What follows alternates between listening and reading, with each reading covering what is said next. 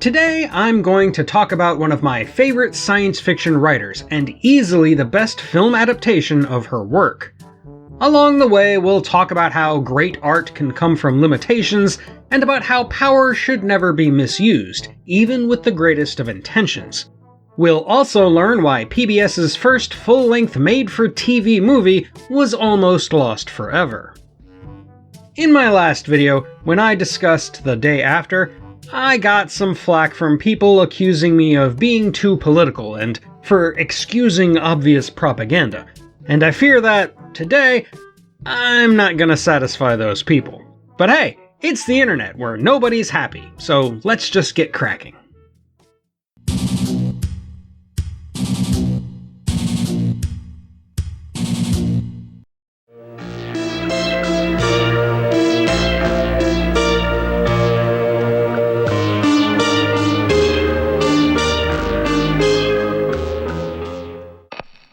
George Orr desperately wants to stop dreaming.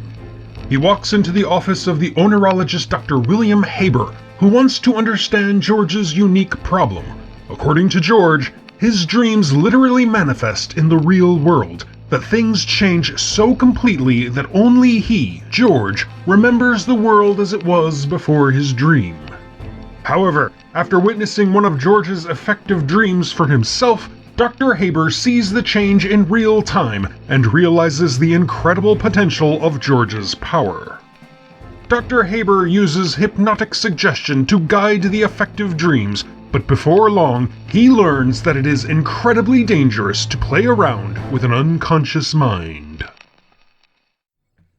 In the early 1970s, the New York City-based PBS affiliate member station 13, aka WNET, established what was known as the TV Lab, an experimental program dedicated to the creation of unique video art.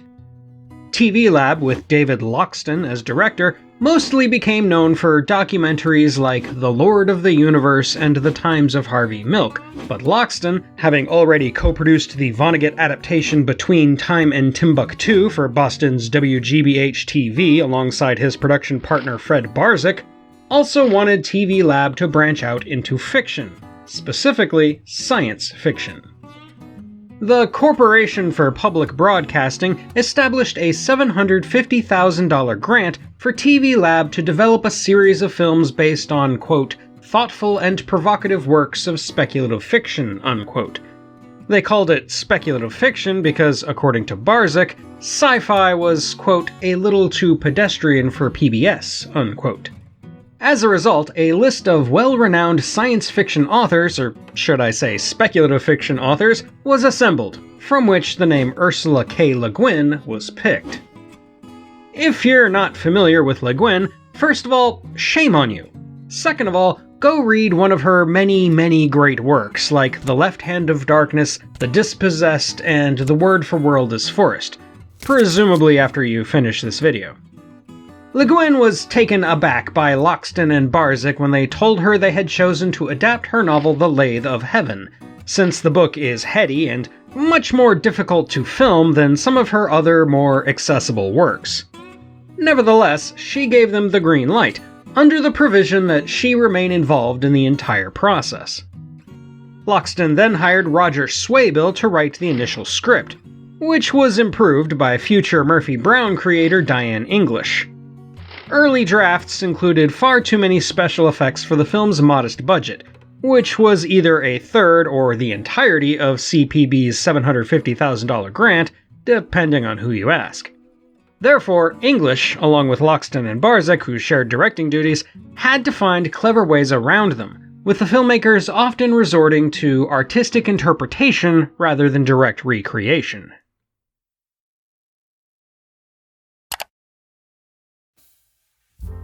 To play the lead role of George Orr, they cast Bruce Davison on the strength of his performance in Short Eyes, though he was probably best known for the title role of Willard, and I always think of him as the senator who gets liquefied by Magneto.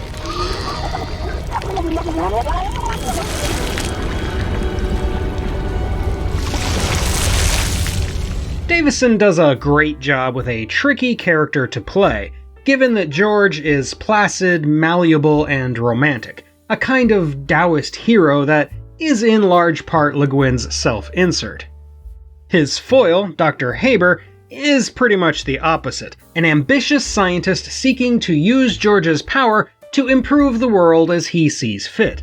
Now you listen to me, George Orr. You come into my office with the greatest power that mankind has ever known, and all you want to do is to be cured of it. He is played with enthusiasm by Kevin Conway, an actor best known for his stage work, but who had appeared in previous review topic Slaughterhouse-5, and would later play none other than the Klingon hero Kahless in Star Trek The Next Generation. Meanwhile, the role of the female love interest, the dark-skinned psychiatrist Heather LaLoche, went to Margaret Avery, fresh off her NAACP Image Award nomination for Scott Joplin, and half a decade before her Academy Award nomination for playing Shug Avery in The Color Purple. I mean no disrespect to Margaret Avery, who is otherwise a great actress, but her performance as LaLoche is a little lacking. She doesn't have much chemistry with Davison, and she is saddled with some difficult dialogue, so maybe it's not entirely her fault. Maybe I could suggest a dream. No. Sure, it could be a dream about nothing. The entire movie was filmed in just 2 weeks. Though the initial plan had been to do location shooting in Portland, Oregon, where the story is set, it was ultimately decided to film in and around Dallas and Fort Worth, Texas, to take advantage of futuristic architecture and lower filming costs. Some establishing shots were still done in Portland, as were a few shots of the Pacific Ocean, but the vast majority of the film was shot in Texas. Notable locations include the newly constructed Dallas City Hall, a Hyatt Hotel, the Tandy Center, and the Fort Worth Water Gardens, which you might also recognize from Logan's Run. As already mentioned, the special effects were a real challenge due to the low budget. Overseen by Ed Emshwiller and Jack Bennett, they included alien spacecraft, reality itself being torn apart, a post-apocalyptic nightmare, and more. At one point in the film, racism has been quote-unquote solved by turning everyone gray, and to achieve that effect, over 600 extras were literally spray-painted to be monochromatic. According to Le Guin, the alien ships were made from frisbees, and the turtle-like aliens were so cheaply made that they could only afford to have one arm move. Nevertheless, as Barzyk points out, the simplicity of the aliens matches George Orr's nature, though even Barzyk notes that the actual invasion is the weakest part of the movie, visually speaking. The best way to afford complicated effects, though, is to not show them at all. For example, one of the cleverest workarounds deals with a plague that wipes out most of humanity. Instead of showing people getting sick and dying en masse, they opted to show a dreamlike sequence involving a dinner party, where most of the guests are systematically veiled in nets and cobwebs. The music was composed and conducted by Michael Small, well known for his work on Marathon Man and The Parallax View. Small agreed to work for scale because he liked the project, and while I won't say it's groundbreaking or anything like that, it is much better than you'd expect from a low-budget movie made for PBS. There was one piece of music, though, that would later become a serious problem for the film.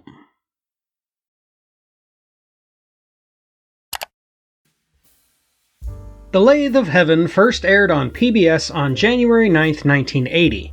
In a sick twist of fate, Le Guin missed out on the original airing as it coincided with a massive power outage in Portland, where she lived. The movie performed very well for PBS and was a critical sensation. It was nominated for a Hugo Award, and Swaybill and English were nominated for a Writers Guild Award. It was re-aired multiple times until 1988, when the rights to rebroadcast the film expired. An extensive letter-writing and cold-calling campaign urged PBS to release it on home video, which, according to WNET, made The Lathe of Heaven the most requested program in PBS history. Unfortunately, it was deemed too expensive to release, partially due to the cost of paying out royalties to cast and crew, but mostly because of a single song that serves as a major plot point. with a little help from my friends by the Beatles.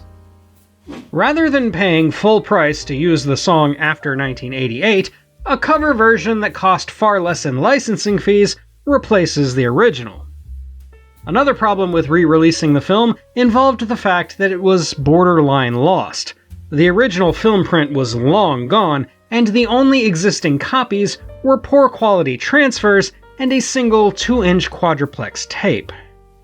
When the Lathe of Heaven finally got the DVD treatment in 2000 then, it required a state-of-the-art digital remaster, the price of which has never been disclosed. And though the visual artifacts are impossible to ignore, I actually think they give the whole movie a kind of dreamlike visual style that matches the tone and subject matter. Then again, maybe I'm just huffing the copium, as the kids say. A&E released a remake in 2002 starring Lucas Haas, James Caan, and Lisa Bonet, but my mother taught me not to say anything if I don't have anything nice to say, so I'm not going to discuss it. What I will say is that the PBS original is a brilliant film, maybe even one of the best pieces of media PBS has ever produced. It demonstrates that science fiction doesn't need a big budget, even as it uses fantastic plots to tackle intellectual topics, and that the constraints of a low budget can sometimes be more of a benefit than a hindrance. It's also the best and most faithful film adaptation of anything Ursula Le Guin ever wrote. Assuming you don't include James Cameron's Avatar, though even if you did, it's still a toss-up. And it is the perfect primer to understanding the sci-fi legend and her worldview.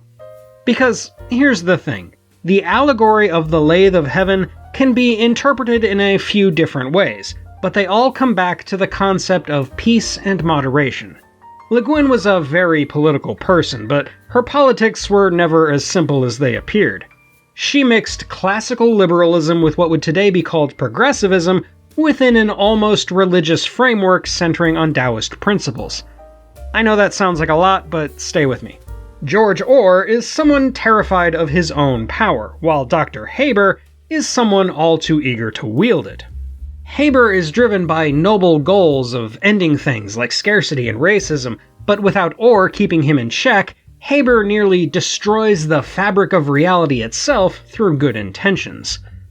Though I swear I'm not trying to get too political here, I like to look at it as the push and pull of conservatism versus liberalism, a yin and yang of Western political philosophies about how best to address the problems of everyday life and broader society. Be as conservative as George, and your world is destroyed when repressed power lashes out, but be as gung-ho as Dr. Haber, and you'll drown everyone in unintended consequences.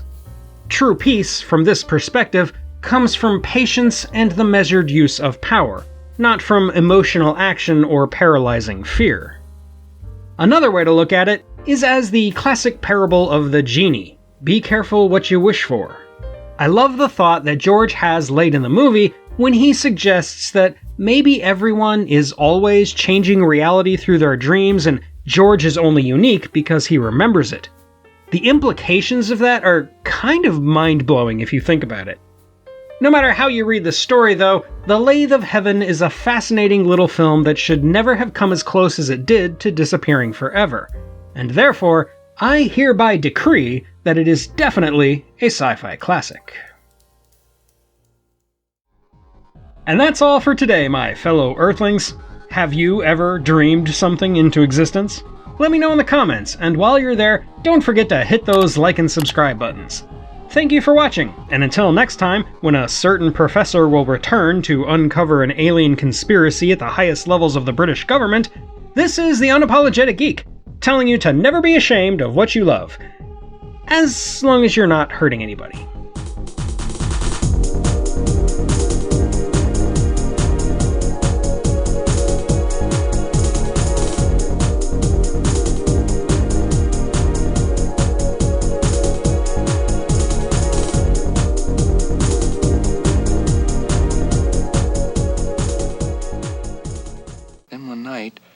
While we were watching television, something happened.